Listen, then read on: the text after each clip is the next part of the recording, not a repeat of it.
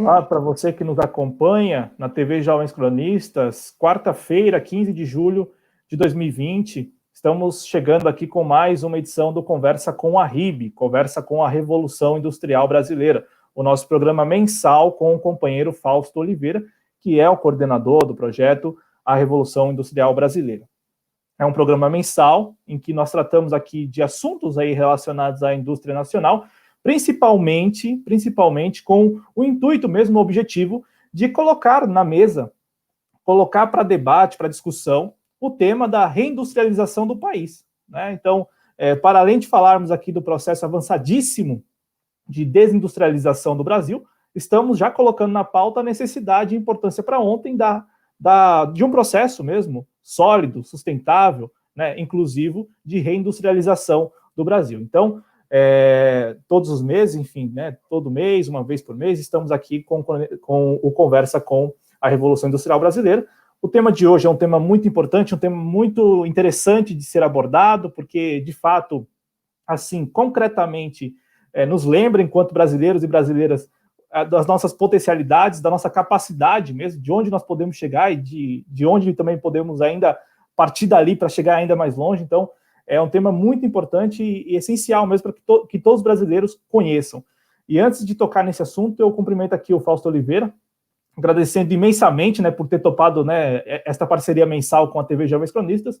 Cumprimento ele, pedindo que fale com o nosso público e pedindo a ele que também responda se está tudo bem na casa dele, com ele, enfim, porque estamos ainda aí em tempos de pandemia. Fausto, seja bem-vindo a mais uma edição do Conversa com a RIB. Olá, tudo bom, Cláudio? Boa noite. Mais uma vez uma alegria, um prazer estar com você nesse projeto tão bacana.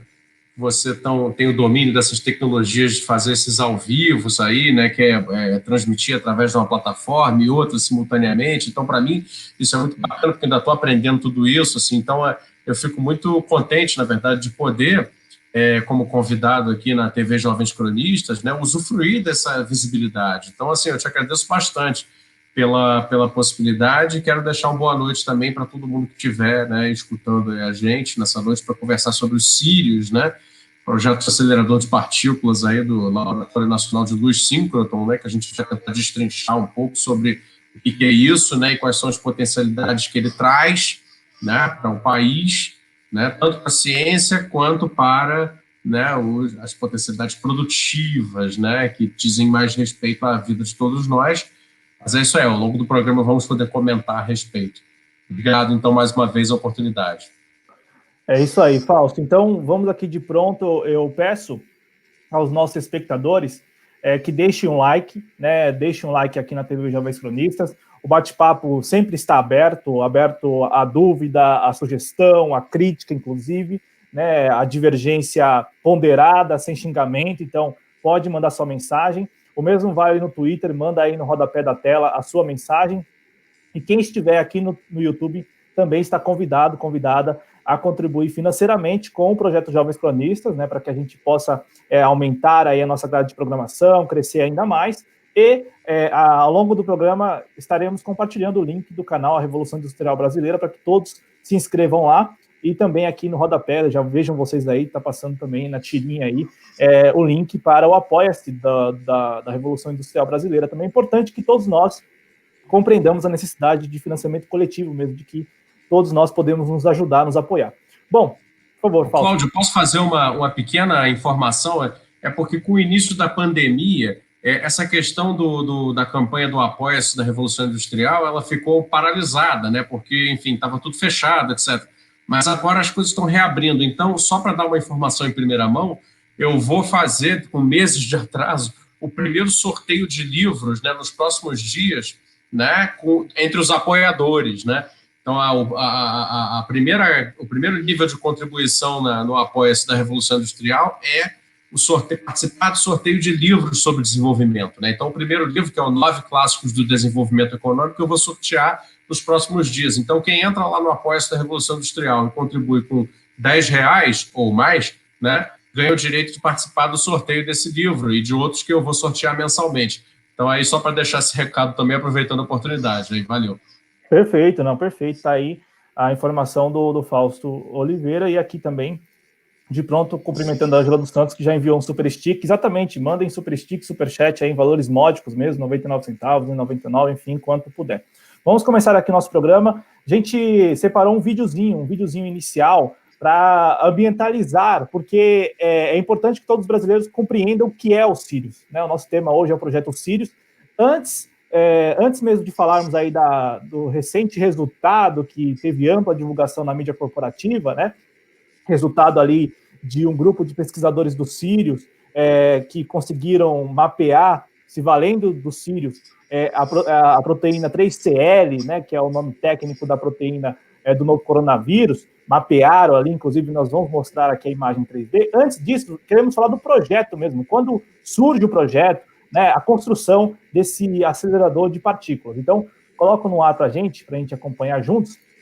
Enquanto eu narro aqui, a gente vai... Deixa eu desligar o som aqui. Então, este é o Sirius, né? Este é o acelerador de partículas que fica aqui em São Paulo, no interior de São Paulo, fica em Campinas, né? O Sirius, né? O projeto Sirius, ele é de responsabilidade, como o Fausto mesmo lembrou, do Laboratório Nacional de Luz Síncroton, né? A obra foi contratada no final de 2014, portanto tem menos aí de 6 anos, ou 6 anos, podemos colocar dessa forma, né?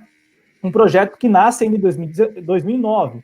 Né? De 2009 a 2014, pelo que nós aqui pesquisamos, eles trabalharam na fase do projeto mesmo, e aí em 2012, o projeto inicial, que era ali para a construção de um acelerador de partículas de terceira geração, porque o Brasil já tem um acelerador de partículas de segunda geração, né?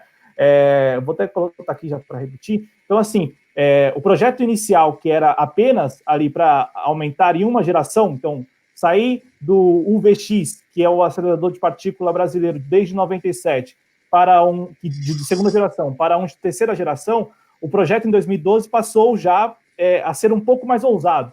E aí foi quando trabalharam no projeto Sirius. O Sirius é um acelerador de partícula de quarta geração já. Então, o Brasil, ele salta da segunda geração para a quarta, com o Sirius, né? O VX para o Sirius. O Sirius, ele é muito importante porque ele tem tecnologia 100% nacional, os custos de obras e com a construção, segundo os responsáveis, gira em torno de 90% a taxa de contratação de empresas brasileiras, de insumos brasileiros. Então, assim, é um exemplo que, como o Fausto lembrou já na introdução, e ele vai falar mais adiante sobre isso, vai além da importância para a comunidade científica. Estamos falando de um projeto que abrange aí diversos setores do Brasil, né? Então, da indústria brasileira, né? Da nossa capacidade tecnológica. Então, Fausto Oliveira, por favor, fique à vontade aí para que a gente inicie aqui falando deste belíssimo projeto, que é o Projeto Sirius, mais uma vez, aqui em São Paulo, Campinas. Fausto. Exatamente. Ô, Cláudio, então, entrando no nosso tema, né, essa maravilha, né, esse patrimônio do país, esse patrimônio da ciência brasileira, uma realização completamente ímpar na nossa história, né, tem várias facetas, né, uma delas é essa que você levantou, assim, toda a construção dele, toda a chegada até termos essa estrutura aí montada, né, ela é muito valorizadora dos potenciais locais, né? Então, para quem tem síndrome de vira-lata, isso já é uma ótima vacina.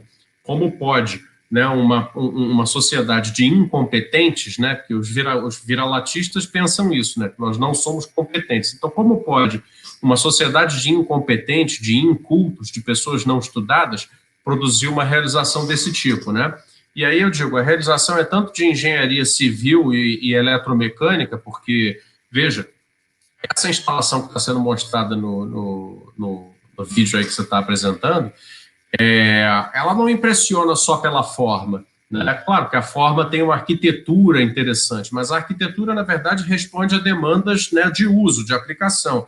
Ocorre que a própria fundação, o próprio solo, né, teve que ser muito bem trabalhado, porque qualquer nível de vibração, né, digamos que aconteça um tremor de terra, ou que passe ou que um avião caia, né, Deus queira que não, nas proximidades, né, Isso produziria um tipo de vibração que poderia afetar a circulação dos elétrons, né, do feixe de elétrons dentro do tubo de vácuo, né? Ou seja, toda uma pesquisa que se prepara por anos para acontecer e também tem, obviamente, um investimento muito grande, pode ser arruinada por uma simples vibração do solo. Então, o solo embaixo dos Sirius foi todo trabalhado, inclusive com gradação, gradiente, né? O ângulo, né, de elevação do solo foi feito de uma tal maneira que tudo levasse à estabilização completa da estrutura superior.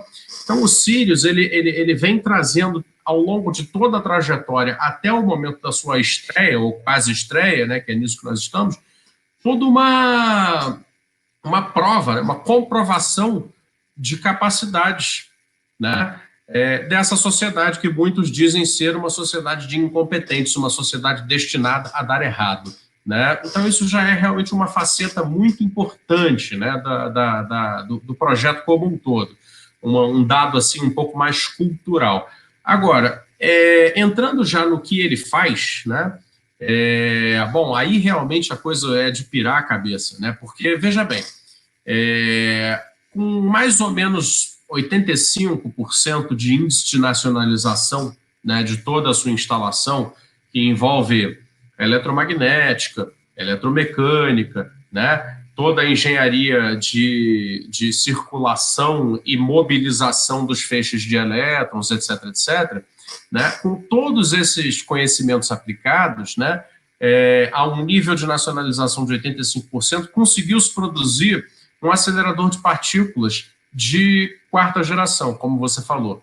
Mas o que vem a ser isso? Bom, basicamente, um acelerador de partículas acelera partículas, né? E o que significa acelerar partículas? Por que se faz isso?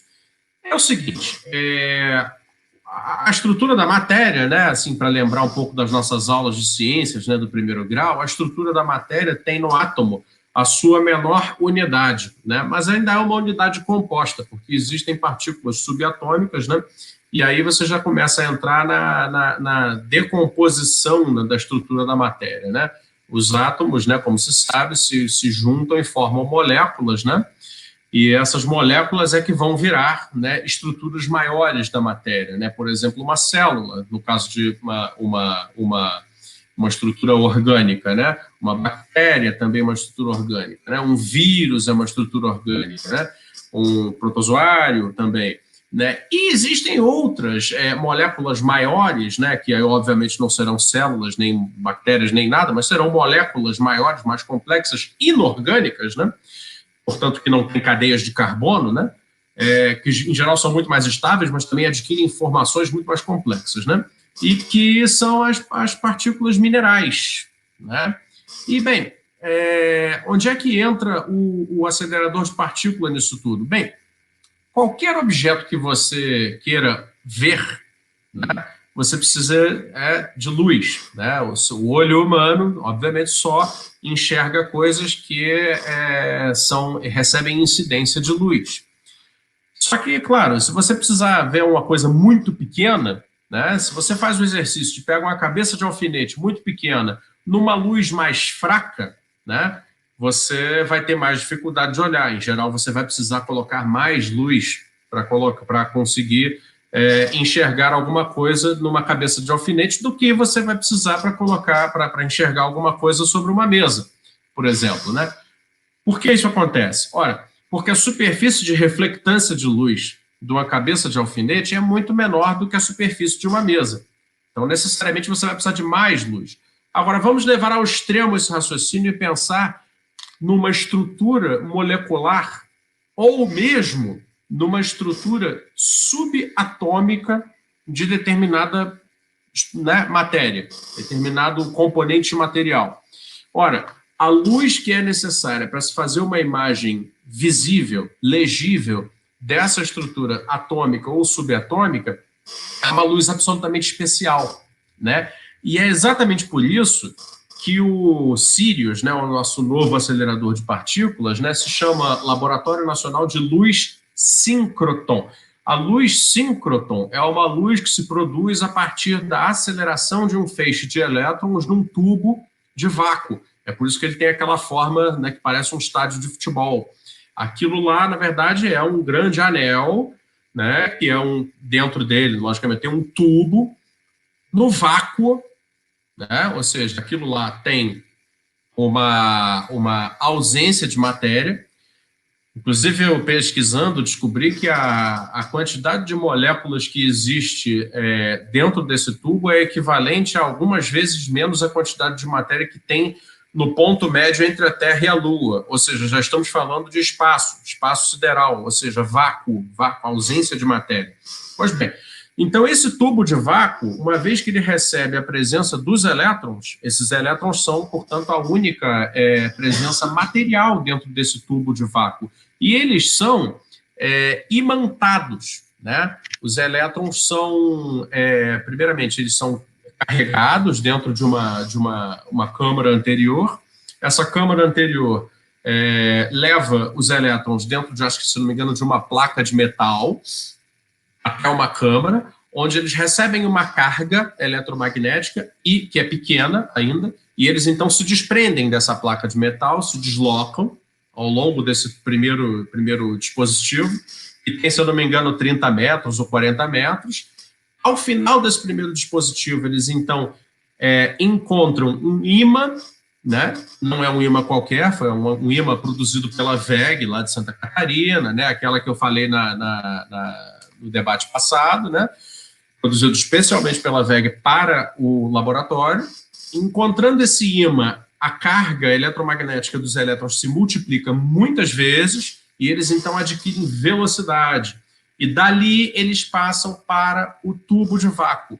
E no tubo de vácuo, eles começam a se locomover dentro daquela estrutura e a própria estrutura física do tubo de vácuo, porque por ser curva, né, daí a necessidade de ser um anel, né, ela conduz, né, o feixe de elétrons num percurso circular.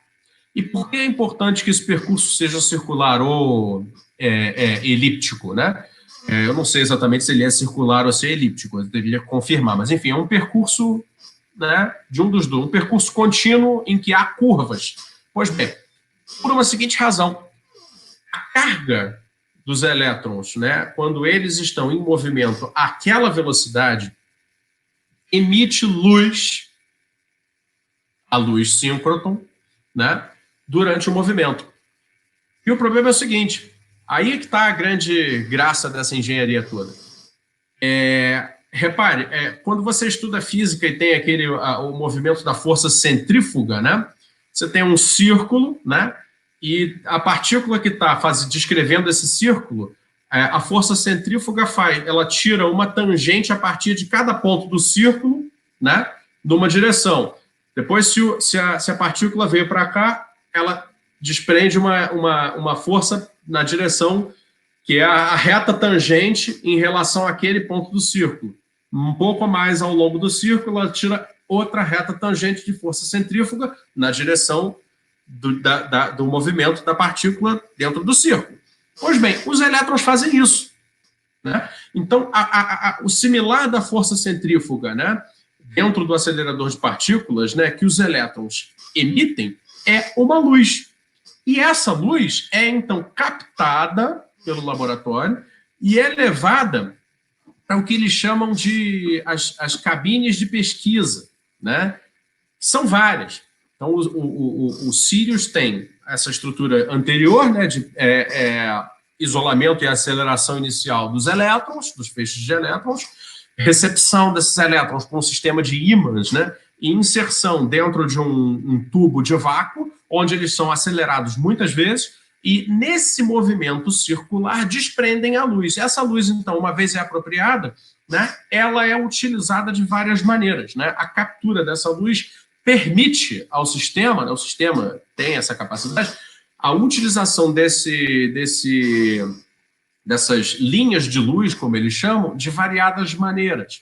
Então, ela pode ser modulada para emitir uma certa radiação num certo comprimento de onda, numa certa frequência, se determinada pesquisa exigir isso.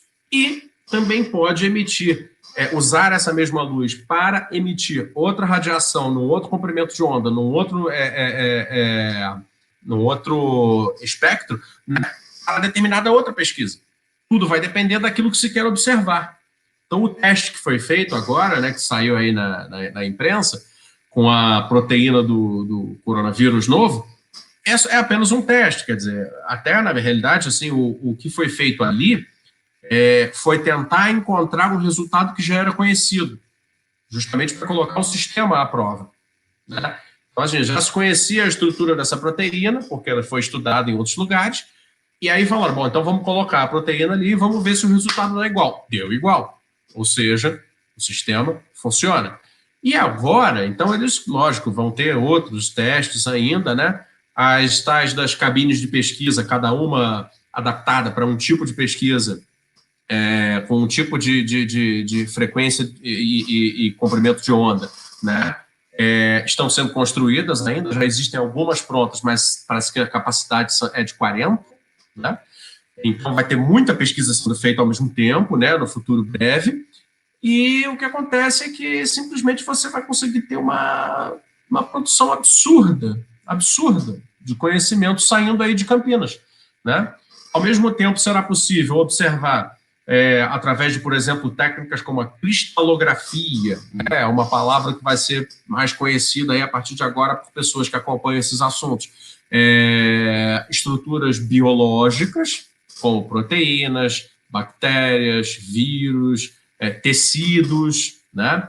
A pesquisa médica pode avançar muito, né, na questão de, por exemplo, qual é a reação de uma célula cancerosa a determinado agente, né? Esse tipo de pergunta poderá ser respondida através de uma pesquisa feita no Sirius, né? Como reage determinado medicamento na presença de outro? Sei lá, né? Dependendo, né, de coisas, se forem fármacos novos, né? Esse tipo de reação pode ser observada através da luz, né, que se produz no Sirius, né? E várias outras aplicações. Então, assim, basicamente, essa é o funcionamento elementar, assim, dito com palavras bem vulgares, né, da minha parte, dos Sirius, né? E aí eu devolvo para você, para a gente ficar aqui debatendo, mas em seguida a gente pode comentar o que tem isso de potencial, né, para o país como um todo, né? E porque isso, na verdade, é científico, mas transcende a ciência, né? Que eu acho que é o mais interessante para a gente explorar, né? Mas eu devolvo para ti, obrigado. Não, exatamente isso, porque são as lições, né? As lições que nós podemos tirar de um projeto como o Projeto Sirius. E aí, da minha parte aqui, eu só quero complementar com informações e que a minha maneira e também, pelo menos pelo que eu pesquisei, acrescentam bastante, porque tem muito do nacional, né, no Projeto Sirius. Você começou a sua intervenção falando da questão do viralatismo mesmo, né, do brasileiro se sentir inferior, né, a outros países, né? Mas vejam vocês, aquela imagem que nós mostramos agora há pouco, mais uma vez, interior de São Paulo, aqui em Campinas, e após essa explicação do Fausto, falando de luz síncroton, né, é bom lembrar que o Brasil, desde 97, o Brasil, ainda, né, com o acelerador UVX, né, que foi o nosso primeiro acelerador lá em 97, desde 97 o Brasil é considerado aí também uma expressão técnica, né, a primeira fonte de luz síncroton do hemisfério sul, né, e claro, da América Latina, né? Então, só que a máquina, mais uma vez, a máquina que nós temos ainda, né, o VX ainda continua em funcionamento, é de segunda geração. O acelerador de partículas Sirius já é de quarta geração. E aí, como eu explicava na minha primeira intervenção, um projeto que data de 2009, a iniciativa de avançar em uma geração, o nosso acelerador de partículas. E aí, em 2012, com a participação ali de um painel internacional, né, se discutia a possibilidade do Brasil sair à frente, 2012, sair à frente e ser um dos primeiros a lançar um acelerador de partículas de quarta geração. E aí vem a ideia do Sirius, que começa as obras em 2014 e até este momento não concluiu as obras ainda. E aí o Fausto lembrou que muitas linhas de luz, também outra expressão que eles usam, né, linhas de luz, que são esses laboratórios aí, muitos desses laboratórios ainda não estão em funcionamento. apenas 2, por enquanto, desse potencial de 40, né, que podem funcionar ali paralelamente, lá com a obra concluída, né? Apenas 2 estão funcionando, e aí um desses 2 laboratórios, uma dessas 2 linhas de luz, foi a responsável pelo resultado aí da proteína 3CL, né? Também mais uma expressão técnica, que é a proteína do novo coronavírus, mapeada aí, e que os resultados foram divulgados no final da semana passada, início desta semana. Mais uma vez, estamos aqui falando no dia 15 de julho, né? Então, sobre essas questões, sobre essas linhas de luz também, Fausto, que me impressionou bastante na pesquisa, que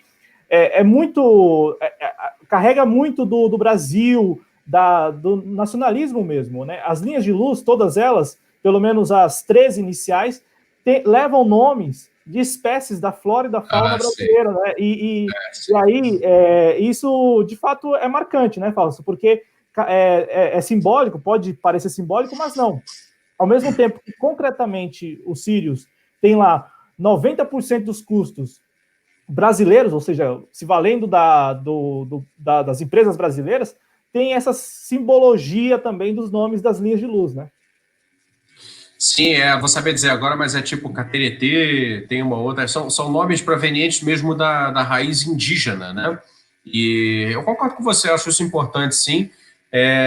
Não é exatamente uma novidade, tá? Assim, tradicionalmente, os grandes empreendimentos industriais brasileiros de sofisticação, que sejam públicos ou privados, né, mas que têm caráter mais estratégico, né, eles costumam ter mesmo nomes assim. Por exemplo, eu faço menção, por exemplo, aqui aos veículos blindados e outros armamentos feitos pela Engesa ou pela própria Embel, né, nos anos idos, né, até hoje, se não me engano, a Avibraz e a Ares, né, que são empresas do setor de defesa, da nossa base industrial de defesa, né, batizam os seus equipamentos com esses nomes. Então, é o Urutu, Chavante, a Embraer, por exemplo, tinha lá o Tucano, né?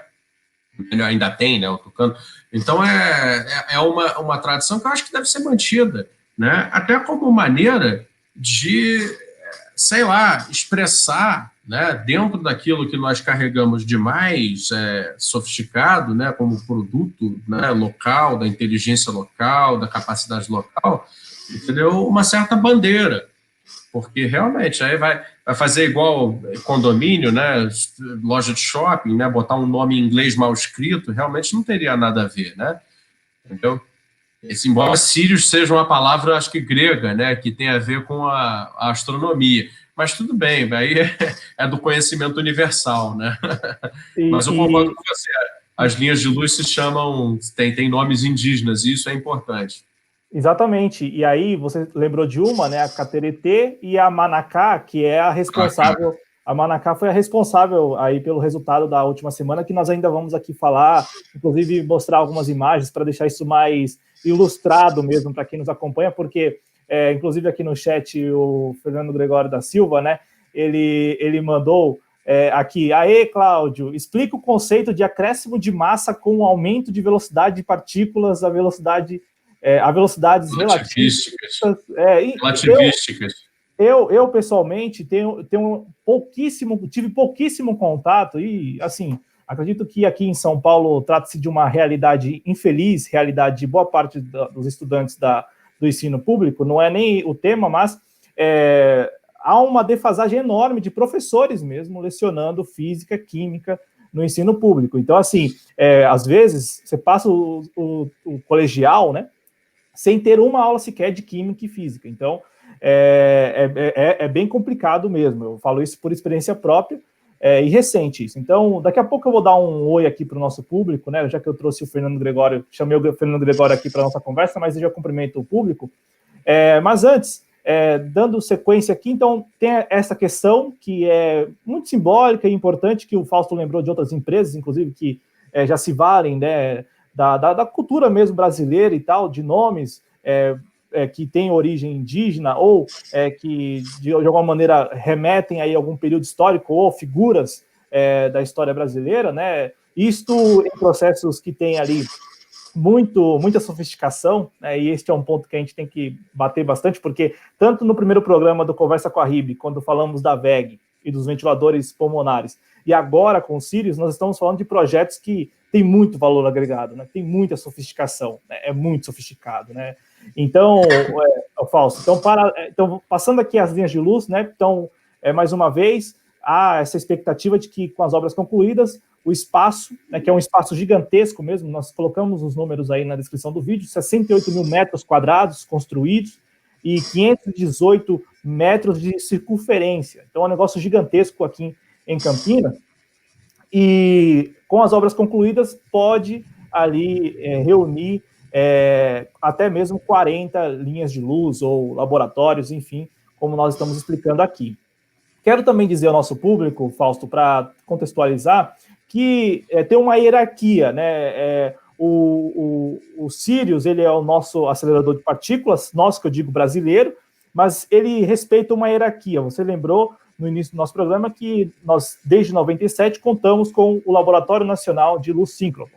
E o Laboratório Nacional de Luz Síncroton, ele faz parte do campus do Centro Nacional de Pesquisa em Energias e Materiais, né, o CNPEM, que é uma organização social. Eu estou explicando isso até para contextualizar mesmo, a título só de informação, porque para não ficar tão perdido, a pessoa fala assim, mas o Sirius, ele responde a quem? Né? Os pesquisadores respondem a quem? Então, tem essa hierarquia, e claro, né, o laboratório, né, na verdade, o Centro Nacional de Pesquisa responde ao Ministério da Ciência e Tecnologia, né? Então, tem essa hierarquia, né, e que eu acho muito válida, porque fica um tanto perdido aí, as pessoas não entendem, responde ao governo federal, ou não responde, enfim, né, então, tem esta hierarquia, mas deixando claro que o projeto todo, ele foi tocado com recursos públicos, né, inclusive, Fausto, se você quiser comentar também, eu me surpreendi com o valor do orçamento, porque, inicialmente, o orçamento era de 1,3 bilhão, aí, quando agora se repercutiu este resultado recente aí, né, envolvendo a proteína, alguns veículos deram 1,7. É um valor assim, até simbólico dentro de cifras que nós observamos aí com outros tipos de projetos, né? Verdade.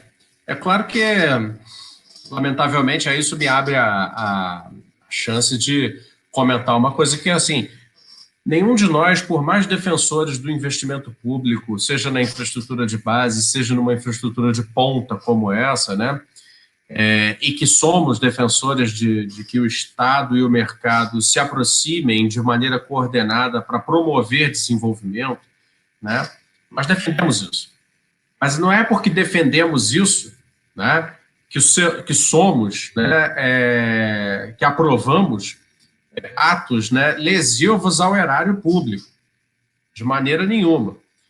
Ocorre que também não podemos passar pano, né, em cima de práticas que são lesivas, aí sim, a formação de capital e a formação de capacidades nacionais em função de interesses externos, e aí me refiro à Operação Lava Jato, que usam, né, de contratos fraudulentos que de fato existiram para fazer políticas de ingerência. Isso aconteceu. Então, essa situação toda é muito grave, é toda muito conflituosa, porque, veja, como você coloca, quer dizer, como é que o Sirius pode custar menos de 2 bilhões de reais, né, e uma hidrelétrica custar, sei lá, 10? Né? Não tem muito sentido. Né? Só a estrutura eletromecânica e as tecnologias necessárias para ou desenvolvidas ou integradas para montar o Sirius já deveriam custar mais do que aquilo que custa uma hidrelétrica. Claro que estou falando aqui um pouco chutado, porque uma hidrelétrica é uma obra gigante, a quantidade de gente que precisa movimentar, terra que precisa movimentar, material, em geral, em locais remotos, etc. Uma hidrelétrica realmente é muito cara. Porém, pode-se notar por essa proporção que o Sirius, na realidade, é um projeto até barato para o tanto de problema que ele pode resolver e de solução para problemas que nem existem que ele pode dar, né? Mas, como você falou, acho que uma vez que tudo esteja, né, bem coordenado, né, sem interferências nem de pessoas inescrupulosas, nem tampouco de autoridades inescrupulosas que começam a enxergar também querer encontrar problema em qualquer iniciativa, né? Os projetos saem, acontecem, não existe... O que precisa é bom planejamento, definição de metas, pessoas responsáveis, estabilidade ao longo do tempo, né? Isso é fundamental para que possa acontecer aquilo que é o objetivo, que são os aprendizados. Todo grande projeto como esse é um projeto de aprendizado, né? Seja de engenharia básica, seja de alta tecnologia, todos eles são seja de gestão, né? Aprendizado de gestão, por exemplo. Então, por exemplo, você citou aí que o LNLS é uma organização social. Sim, mas por quê?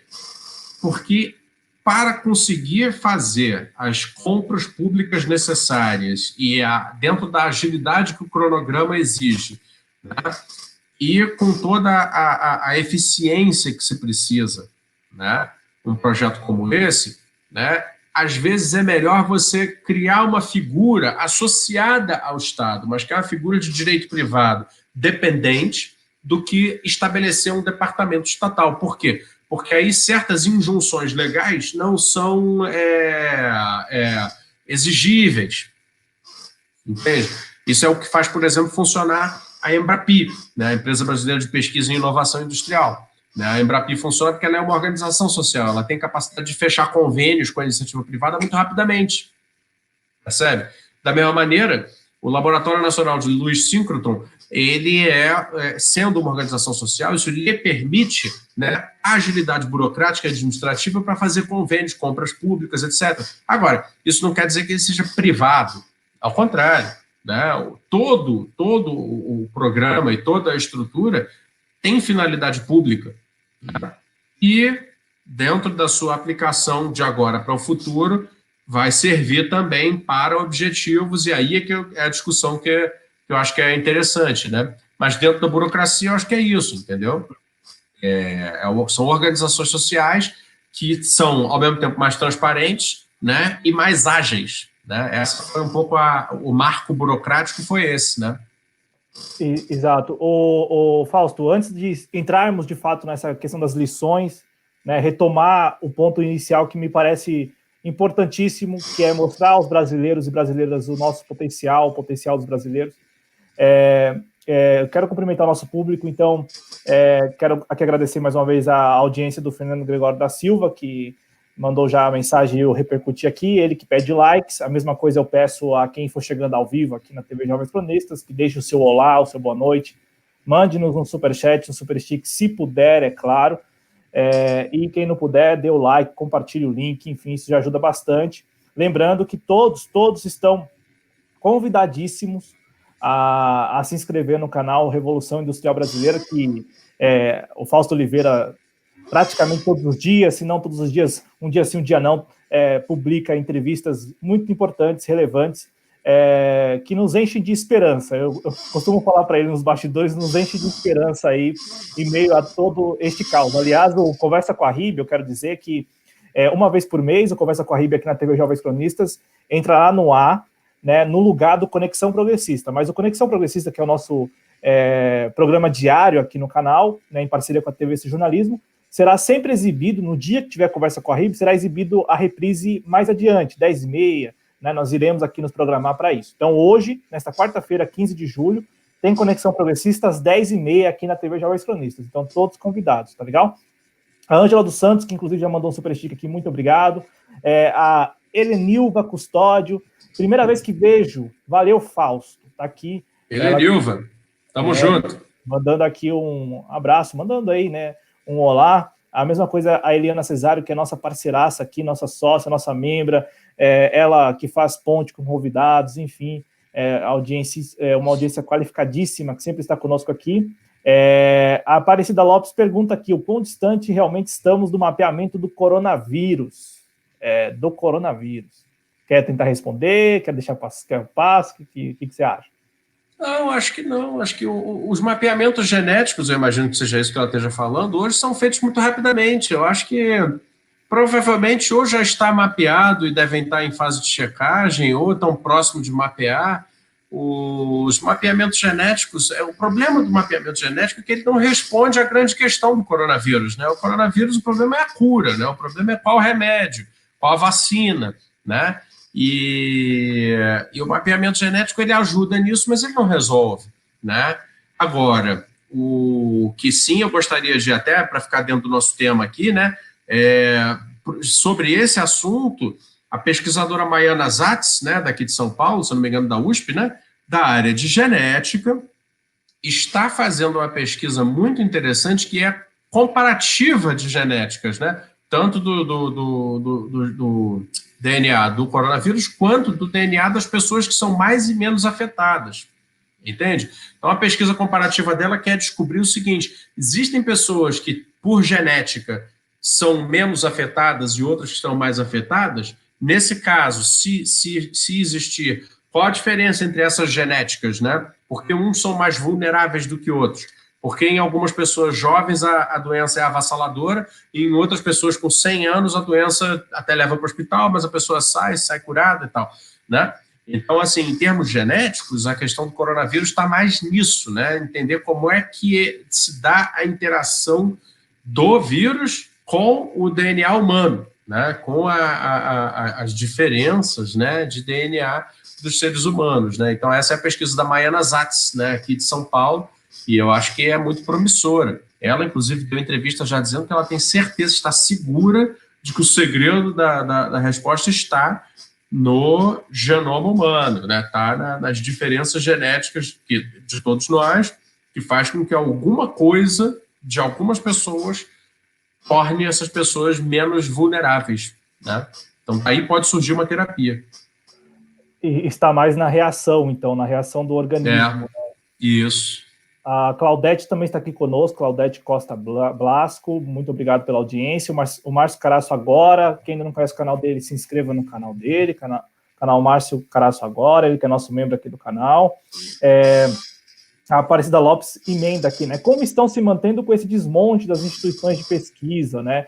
Eu acho que o Fausto acabou explicando quando falou aqui da burocracia e da estrutura, mais ou menos, né? Então, como de alguma maneira isso corre por fora, né? Não tem ali uma estatal, não é aqui de maneira alguma falando que estatais, né? Não entendo dessa maneira. Estatais bloqueiam, não é que estatais são obstáculos, não é disso que nós estamos falando. Aqui, o formato de burocracia no qual está incluído o Sirius, ele é diferente, ele é mais maleável, tem uma certa flexibilidade, tem uma flexibilização. O companheiro Rogério Ntablian está aqui conosco também no nosso chat, muito obrigado pela audiência. E quem mais chegou por aqui? O Jonas Carreira, que é nosso editor de política lá em Brasília, o Matheus Fernandes também está aqui conosco, o professor Carlos Loyola aqui com a gente, dando boa noite, e também o Pedro Bara Zanotto, dando parabéns, ótimo programa. De fato, aqui nós tentamos, deixa eu ver aqui, o Matheus falando que traduzindo, o Ministério Público empaca qualquer obra. Tem disso também no Brasil, tem bastante promotor, procurador aí que gosta mesmo, né, de ser fiscal de obra. Mas, enfim, Fausto Oliveira, essas lições, né, um projeto grandioso, apesar de um orçamento que, como nós falamos aqui, é um orçamento que, pegando com base aí outros projetos, nos parece um projeto muito mais barato, apesar da sua sofisticação, como você explicou também. Então, assim, que lições podemos tirar? E aí, na sequência, depois de falar das lições, a gente fala especificamente do episódio recente, dos resultados, de como se deu esse resultado e tal. Mas, assim, as lições que nós podemos extrair do projeto Sirius, pegando como gancho o que você trouxe na primeira intervenção, de que antes mesmo de repente, entrarmos aí nos meandros, né, do projeto Sirius, da importância para a comunidade científica, mas para a sociedade brasileira, quando vê uma obra daquela magnitude, daquela dimensão, e quando vai ali se dando conta de que é um projeto quase 100% nacional, quais lições podemos extrair, Fausto, pegando como gancho inicial exatamente isso, essa carga que o projeto tem de nacionalismo mesmo, de lembrar aos brasileiros e brasileiras que nós temos potencial para muita coisa? Eu acho que, assim, isso está dito, né? Assim, de fato, é uma verdade. Não precisaríamos dos Sirius para nos lembrar disso, assim, história brasileira está cheia de conquistas, né? Está cheia de inícios gloriosos, né? Frequentemente são depois apropriados, ou destruídos, ou desmontados, mas em várias coisas, né, que já foram realizadas aqui nessa terra esquisita, né, onde a gente nasceu, e que são muito promissoras, sempre foram muito promissoras, né? Poderia passar um bom tempo citando coisas aqui. Mas isso está dito. Eu acho que assim, está aí agora o laboratório, está aí agora o acelerador de quarta geração, a luz sincrotron de maior brilho, né, no mundo, né? Então, assim, sem dúvida nenhuma, vai potencializar mais pesquisas ainda. Agora,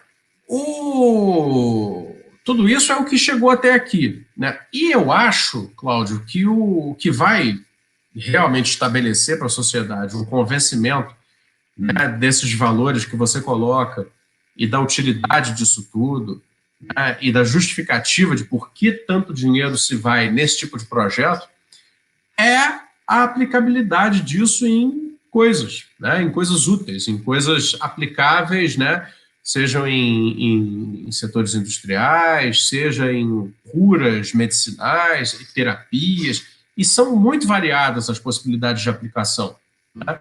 Por exemplo, eu acho, né, para começar os exemplos, assim, eu acho que o Sirius será tanto mais valorizado e ensinará mais à sociedade a respeito dos potenciais que nós temos, quanto mais aplicações práticas ele consiga promover. Que é exatamente porque os americanos valorizam a NASA, é exatamente porque os alemães valorizam seus centros de pesquisa em química e em mecânica, é exatamente a razão por qual qualquer povo valoriza seus cientistas, seus pesquisadores. É aquilo que de prático sai dali e melhora a vida de todos, seja na prática, né, por alguma cura, alguma terapia, seja por uma melhora econômica, né?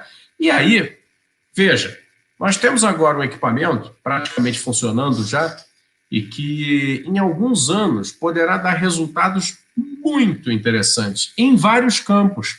Imagine o que você pode fazer, por exemplo, a questão Hoje no mundo se discute, por exemplo, subida de águas, né? Inundações terríveis.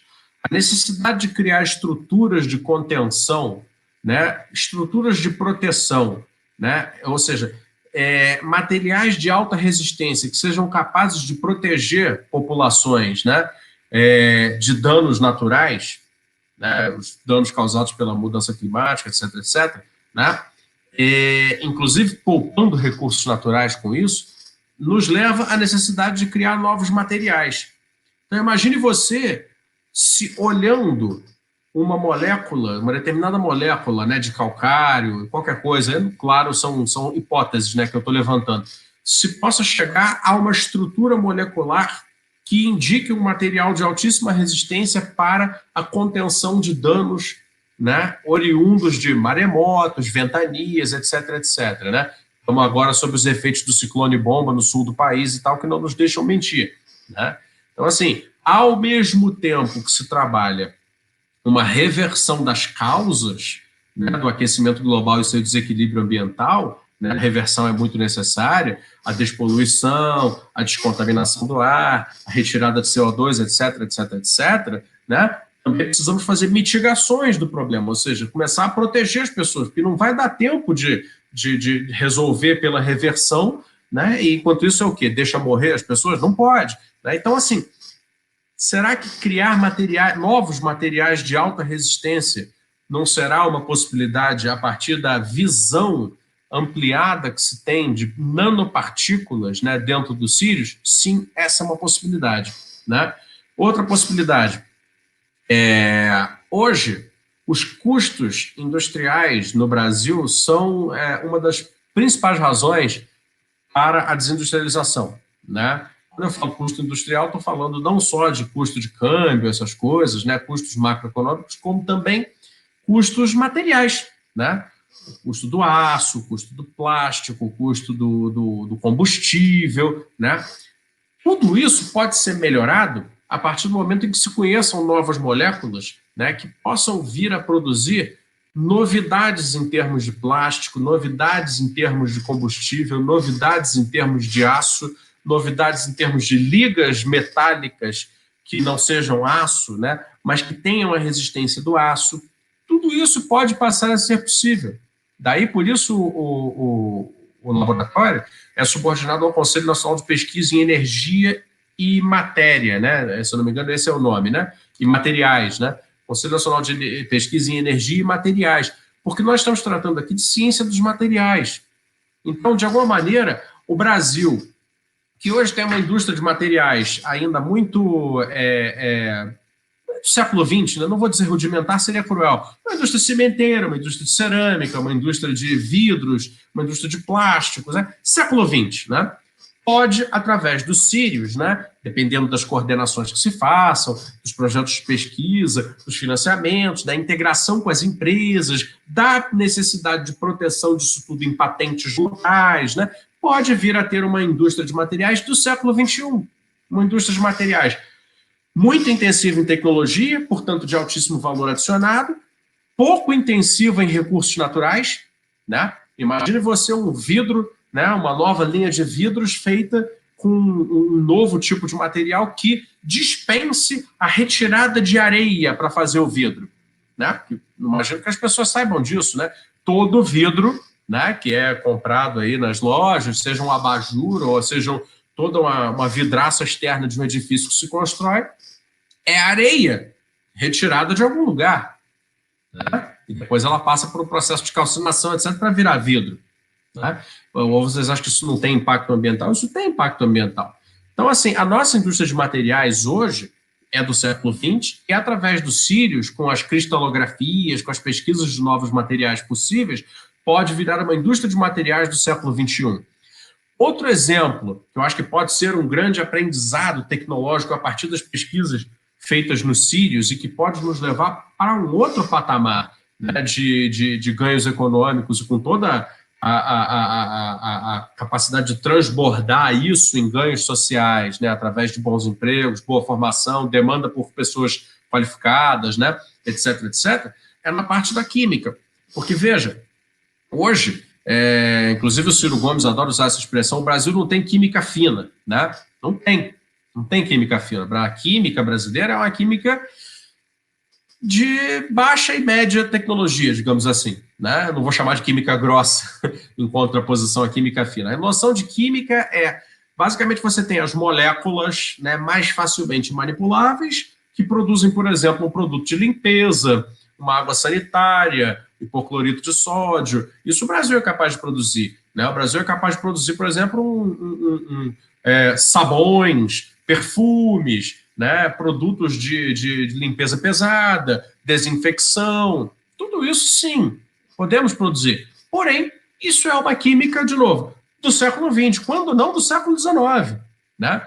Mas a química fina, né, é a produção daquele nível de molécula específica que vai fazer determinadas reações que produzem coisas já muito diferentes.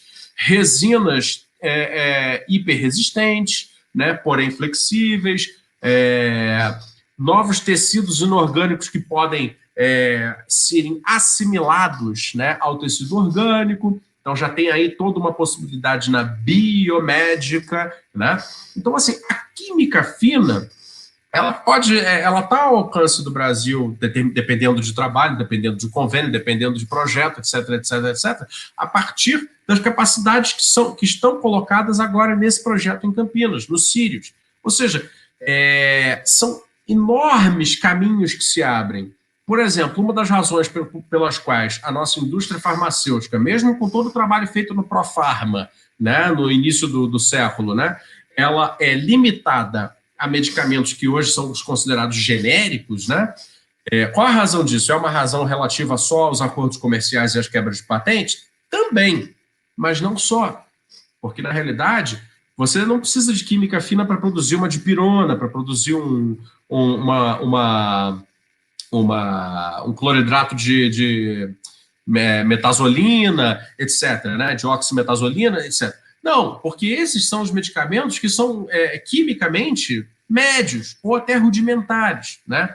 O sal de fruta, né, demanda uma química muito rudimentar, né? Agora, se você quer produzir um medicamento ou um biomedicamento, né, daqueles que realmente são importantes, que curam doenças difíceis, que curam, levam pessoas realmente a melhorar a vida em situações de risco, né, e que, portanto, têm alto valor e que, portanto, são daqueles que, né, fazem a economia de um país subir alguns degraus, aí você precisa de química fina. Então, a farmacologia brasileira é outro setor que pode se beneficiar demais, né? Demais das pesquisas que forem feitas dentro do Sirius, né? Porque a visão em escala micrométrica ou inclusive nanométrica, né, das moléculas dentro das cabines de pesquisa do Sirius poderá permitir esse tipo de aplicação, né?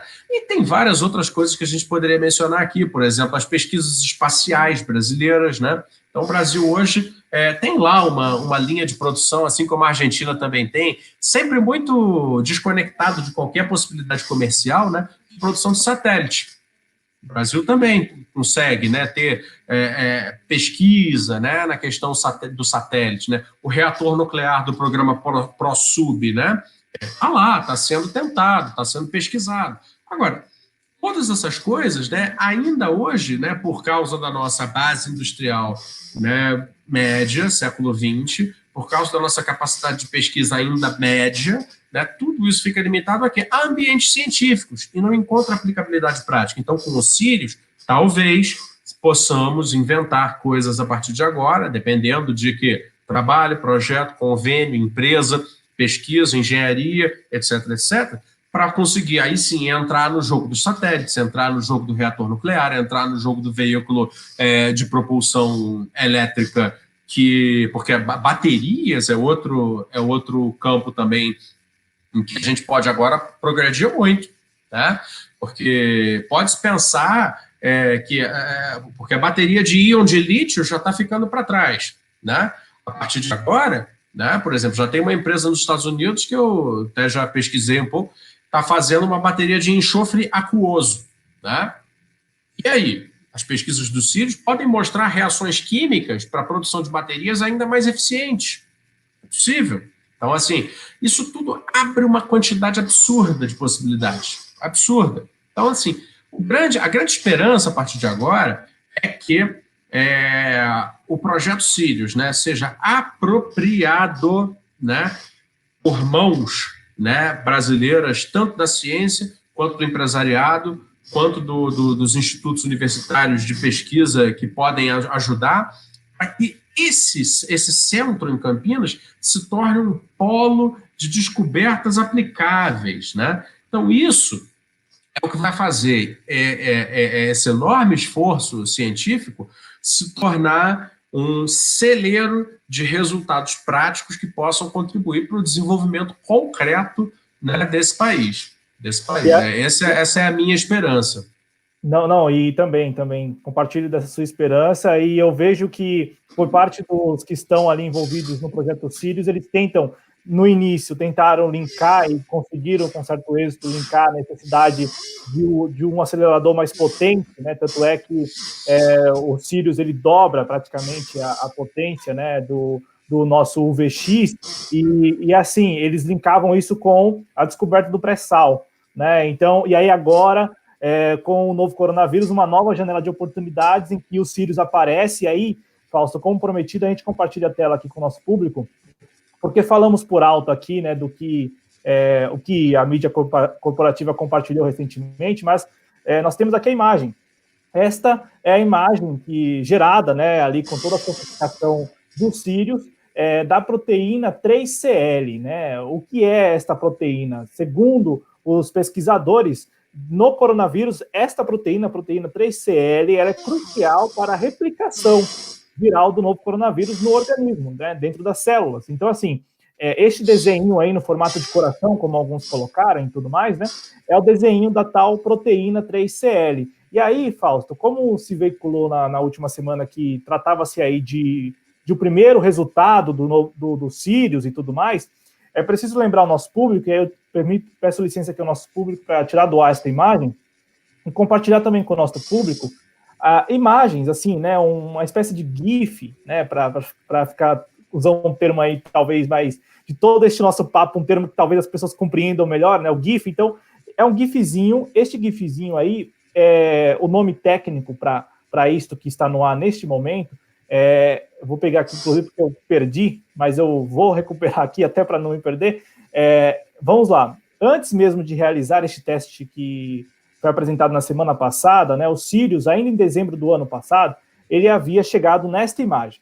Esta imagem que está no ar para o nosso público é bem simples. O termo técnico é microtomografia de amostra de rocha carbonática.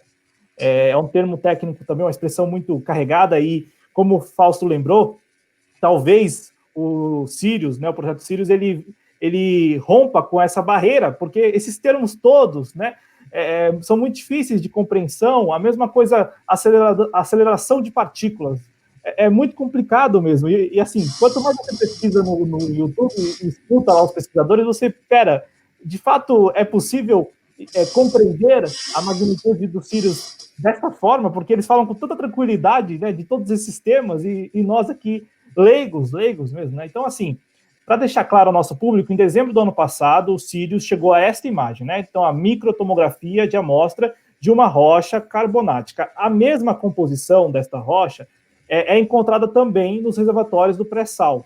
Então, assim, o Fausto falava de aplicabilidade agora há pouco, né?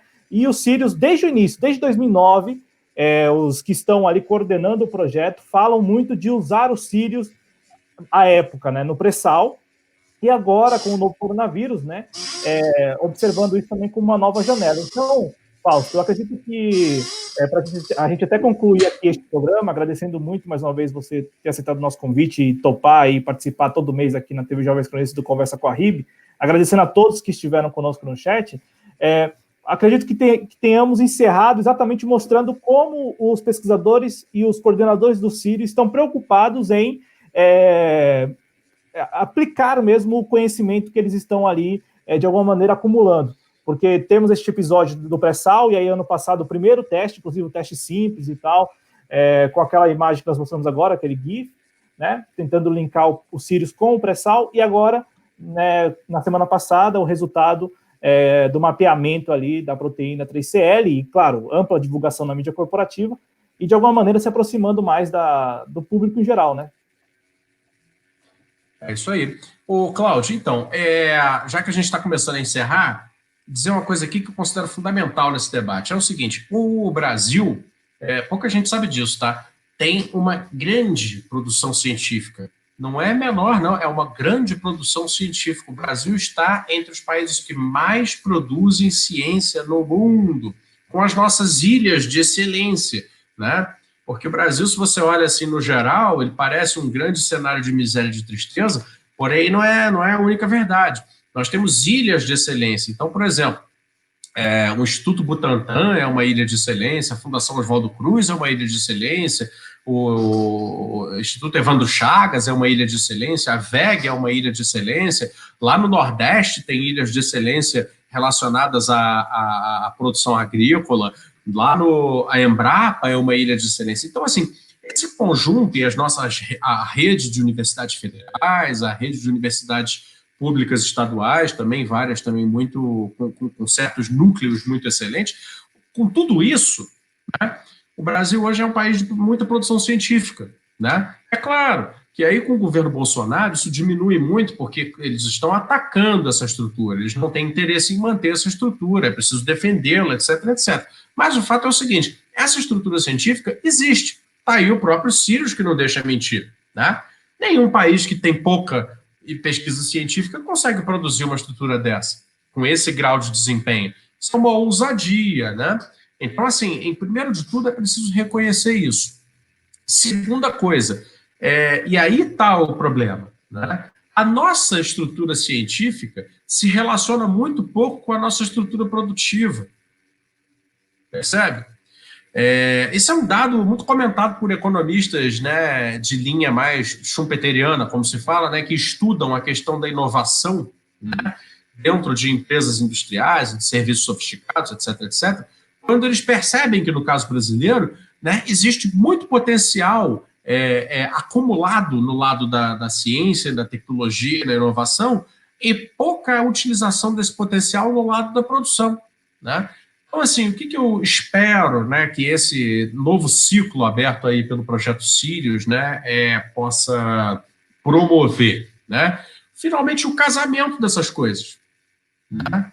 Quando você fala que as coisas que eu produzo lá dão esperança e tudo mais, é porque, na verdade, a esperança existe mesmo, né? Nós não somos um país jogado fora, sem solução, de maneira nenhuma. De maneira nenhuma. Tá? O que é preciso é esse trabalho de coordenação, né? Por isso eu falo tanto de projeto. É preciso coordenar. É preciso que uma base industrial, né, seja organizada, né, por um agente de interesse público, né? Pode ser o governo federal diretamente, pode ser o CNPEM, pode ser o próprio laboratório, a rede de universidades, os reitores, eu não sei. Aí tem que ver, são os burocratas lá que tem que decidir isso. O trabalho deles é esse. Agora, de alguma maneira, né, esses mundos precisam se comunicar, porque uma vez que se comuniquem, vai sair coisa boa. Né? Necessariamente sai coisa boa. Agora, última coisa uma vez que saiam as coisas boas, é preciso que elas fiquem. É preciso que elas fiquem.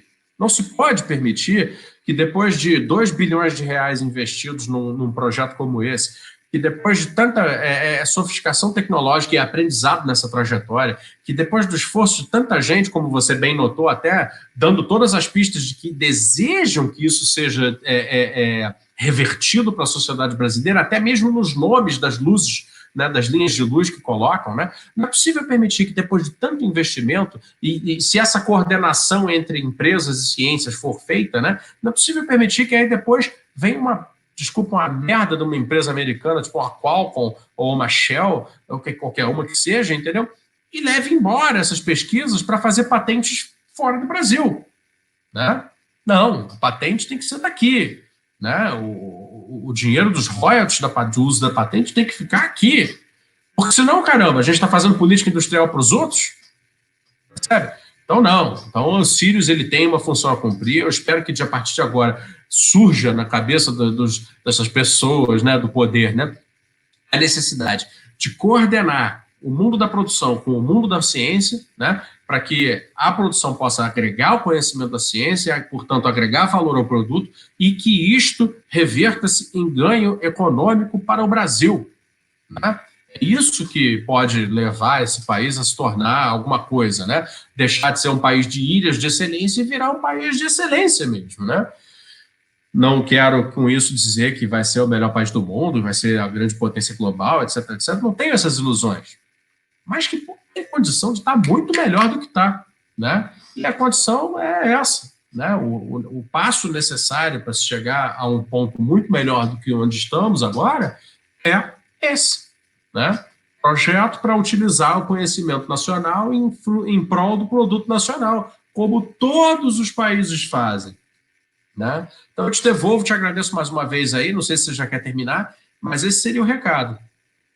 Não, recado essencial, recado final mesmo, e lembrando a todos que o Fausto Oliveira, ele é apresentador, ele é o coordenador e apresentador do canal, projeto Revolução Industrial Brasileira, canal aqui no YouTube, o link está na descrição do vídeo, está no chat também, todos convidados, convidadas para se inscrever e acompanhar o trabalho do Fausto.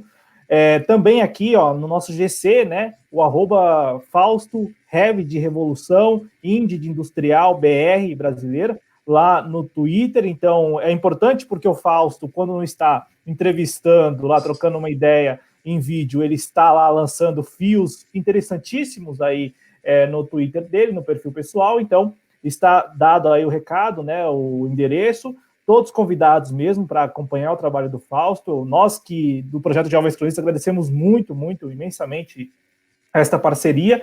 Acredito que tenhamos aqui sido sucinto, né, na medida do possível, e abordado os aspectos em torno do projeto Sirius. Entenda, até porque, para encerrar mesmo, a pauta Sirius nós estabelecemos no mês passado, quando encerrou a edição do Conversa com a RIB sobre ali os ventiladores pulmonares, né, sobre a VEG. E aí nós falamos assim, o que nós vamos falar no mês de julho? Podemos falar sobre os Sirius? Vamos falar dos Sirius. Porque os Sirius, vocês viram a beleza que é de início, e eu acredito que todos os aspectos aumentam ainda mais esta beleza em torno do projeto Sirius. E aí, calhou, né, coincidiu, talvez, de na última semana o Sirius, mais uma vez, assim, está na pauta, e como o Fausto falou, lembrou, né, os pesquisadores, todos eles lá, eu não conheço, apenas por pesquisar, estão muito interessados em realizar esse casamento, em, a partir dos Sirius, realizar esse casamento entre tudo que é produzido, né, em relação, em matéria de pesquisas, com a produção efetiva e, mais importante que isso, mantendo tudo aqui no Brasil, mantendo tudo isso e atendendo às demandas reais, né, nossas, dos brasileiros. Então, assim, de fato, acho que esse recado final ele é muito bem-vindo, muito pertinente, e da parte deles, para quem está de fora, a impressão que passa é que eles também estão predispostos a realizar esse matrimônio aí, né? E eu acredito, Fausto, que apesar do momento, apesar de muitos aqui no chat terem lembrado que nós estamos num desgoverno Bolsonaro que, de fato, levanta essa bandeira anti-ciência, anti-pesquisa, que remete muito a tempos obscuros, obscurantistas, né? O nosso público, apesar disso, acho que este papo nosso aqui encheu todos de esperança no sentido de, olha, isto vai passar também, e o passivo que virá, nós lidaremos com os Sirius, com outros projetos tantos aí. Então, Fausto, mais uma vez, muito obrigado, viu? Tenha uma ótima noite aí, e encerramos por aqui mais esta edição do Conversa com a RIB. Muito obrigado, parceiro. Obrigado, Cláudio. Um abraço a todos aí que nos assistiram. Valeu aos espectadores todos. Quem ainda não deu like, deixa o like. Quem ainda não se inscreveu no canal da Revolução Industrial Brasileira, se inscreva. E, por favor, compartilhe o link desta conversa nossa. Obrigado mais uma vez ao Fausto, obrigado aos nossos espectadores.